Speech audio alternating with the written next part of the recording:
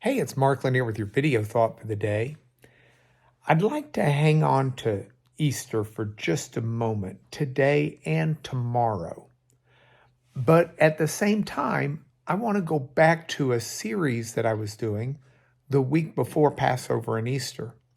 And that was a series on the days of creation. And I'd gone through 5 days of creation, but I didn't hit day 6 or day 7.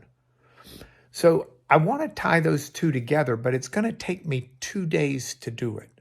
So in a sense, this is day 6 of creation, part 1, and part 2 will be tomorrow. And that's where the Easter tie comes in as well. So I really hope that you'll not just listen today, but listen tomorrow also. Now, on the sixth day of creation, God says, let us make man in our image. And man there is a generic humankind. Let's make humankind in our image. And it specifies that because it says, and so male and female, he made them in his image. Both men and women are made in the image of God. Sometimes we think image of God means that he's masculine. God's beyond gender. He's not just a supersized human being.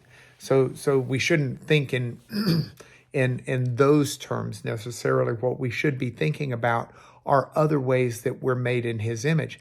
And I think this has two aspects to it that are often isolated, so that you either look at one or the other. And I think both ideas are there in the scripture.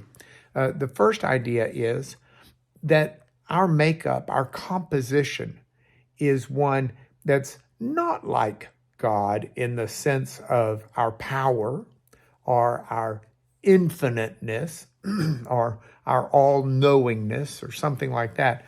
But we are like God in the sense that we're wired to express certain traits of God. For example, creativity and authority, morality, the way you and I are hardwired. We're hardwired with the morality of God. We all tend to know right and wrong.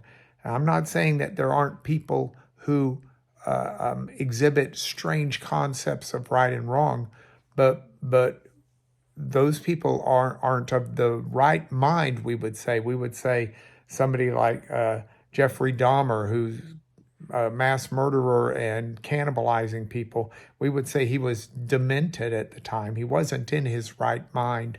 So in our right mind, we've got God's morality, God's sense of right and wrong. And it's one aspect of being made in the image of God. But a second one that's very related to it is that we then reflect God in the world around us. We are the image of God that other people see. This becomes apparent. In fact, both aspects of this become apparent in the second chapter of Genesis, when God parades the animals in front of Adam, and Adam gives them names. That expresses Adam's creativity, but it also affirms Adam acting in a sense in the image of God. Because you'll remember in chapter 1 of Genesis, in the creation story, God is assigning names to things. He calls light day, and he calls darkness night. God is naming things in Genesis chapter 1, but then he makes man in his image, and humanity gives names to things. And scripture says, and whatever Adam named the creatures, that's what they were.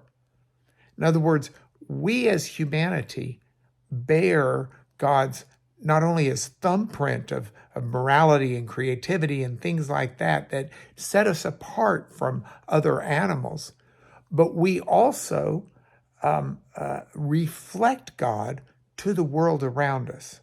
Now, I want to pick back up with this tomorrow, but I want to bring this to a close today by urging you and myself to do something, and that is to show that we value people, not simply for what they do or how much they make or things like that, but we value them as people who are made in God's image and thus have an incredible value. And let's express the image of God by the things we do and the way we live. This is part 1, part 2 tomorrow, but this is your video thought for today.